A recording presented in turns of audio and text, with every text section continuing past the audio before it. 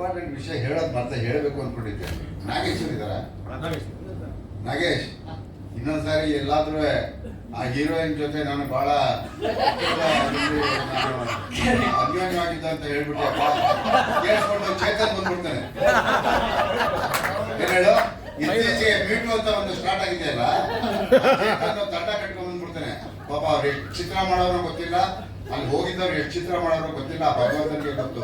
Meet ಅನ್ನೋ word ಇತ್ತೀಚೆಗೆ ಯಾವ್ದೋ ಕೇರಳದಲ್ಲಿ ಬಂದಿದೆ ಅಂತ ಹೇಳಿ ಕನ್ನಡ ಚಿತ್ರರಂಗಕ್ಕೆ ಅವನು ಬಹಳ ದೊಡ್ಡ ಹೀರೋ ಆಗೋದಕ್ಕೆ ಮಾಡೋ ಕೆಲಸ ಇಲ್ಲ.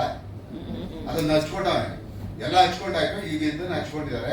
90 ವರ್ಷ ಚಿತ್ರರಂಗಕ್ಕೆ. ಇವತ್ತೇನಾದ್ರು ಅಂಥದ್ದೇನಾದ್ರು ಘಟನೆಗಳು ಕರ್ನಾಟಕದಲ್ಲಿ ಕನ್ನಡ ಚಿತ್ರರಂಗದಲ್ಲಿ ನಡೆದಿದ್ರೆ ಇಷ್ಟು ವರ್ಷ ಚಿತ್ರರಂಗ ಇರ್ತಾ ಇರ್ಲಿಲ್ಲ. ಏನೋ ಬಂದ್ಬಿಟ್ಟವನೇ ಏನೋ ಬಗ್ಗೆ ಮಾತಾಡ್ತಾ ಇದ್ದಾನೆ. ಅದನ್ನ ಸಮಯ ಬಂದಾಗ ನಾವು ಮಾತಾಡ್ತೀವಿ. ಈಗಾಗಲೇ 14ನೇ ತಾರೀಕು ಇಲ್ಲಿ ಯಾರಾದ್ರು ಇದ್ರೆ, ಯಾಕೆಂದ್ರೆ ಭಯ ಆಗುತ್ತೆ ರೀ. ಇತ್ತೀಚೆಗೆ ಸಿನಿಮಾಗಳನ್ನ ಮಾಡಬೇಕು ಅಂತ ಹೇಳಿದ್ರೆ ಎಲ್ಲೋ ಒಂದ್ ಕಡೆ ಏನೋ ಒಂದ್ ಕಡೆ ಅವ್ರು ಯಾರೋ ರೇ ಕೊಟ್ಟಿದ್ದೆ ಅಥವಾ ಇನ್ನೊಂದು ಮಾಡಿದ್ರೆ ದುಡ್ಡು ಕಮ್ಮಿ ಕೊಟ್ಟಿದ್ದೆ ಅಂತ ಹೇಳ್ಬಿಟ್ರೆ ಈ ಹೀರೋಯಿನ್ ಹೋಗಿ ನನಗೆ ಹಿಂಗ್ ಮಾಡಿದ್ರು ಹಿಂಗ್ ಮಾಡಿದ್ರು ಅಂತ ಹೇಳ್ಬಿಟ್ರೆ ಕಥೆ ಏನ್ರಿ? ಪಿಕ್ಚರ್ ಯಾಕ್ರಿ ಮಾಡೋದು? ಆಗಲ್ಲ ಅನ್ನೋದು ಗ್ಯಾರಂಟಿ ಏನು? ಇದೆಲ್ಲ ಕನ್ನಡ ಚಿತ್ರರಂಗದಲ್ಲಿ ಬಹಳಷ್ಟು ಮಹಾನ್ ಪುರುಷರು ಆಳ್ವಾಗಿದ್ದಾರೆ. ಯಾರು ಎಂತಂತಾರೆ? ರಾಜ್ಕುಮಾರ್ ಅಂತವ್ರು, ವಿಷ್ಣುವರ್ಧನ್, ಅನಂತ ಶಂಕರ್ ನಾಯ್ಕ, ಎಂತಂತಾರೆ ಆಳಿದ್ದಾರೆ ಇದನ್ನ. ಇವೆಲ್ಲ ಇದ್ದಿದ್ರೆ ಇಷ್ಟು ಚಿತ್ರಗಳು. ಅದು ಅಂಬರೀಷ್ ಇತ್ತೀಚೆಗೆ ಯಾರೋ ಒಬ್ಬ ನಟಿ ಬಂದ್ಬಿಟ್ಟು ಇದನ್ನ ದೊಡ್ಡ ಇಶ್ಯೂ ಮಾಡ್ತಾ ಇದ್ದಾರೆ. ಸಮಯ ಬಂದಾಗ ಉತ್ತರ ಕೊಡ್ತೀವಿ. ಇಲ್ಲಿ ಒಂದೇ ಒಂದು ಹೇಳ್ಬಿಡ್ಬೇಕು. ಯಾಕೆ ಅಂತ ಹೇಳಿದ್ರೆ ಪೈರ್ ಅನ್ನೋ ಒಂದು ಮೀಟುನ ಇವಾಗ ಯಾರು ತಲೆ ಮೇಲೆ ಇಟ್ಕೊಂಡು ಓಡಾಡ್ತಾ ಇದ್ದಾನೋ ಅವನೊಂದು ಚೂರು ಚರಿತ್ರೆ ಹೇಳ್ತೀನಿ ಕೇಳಿ.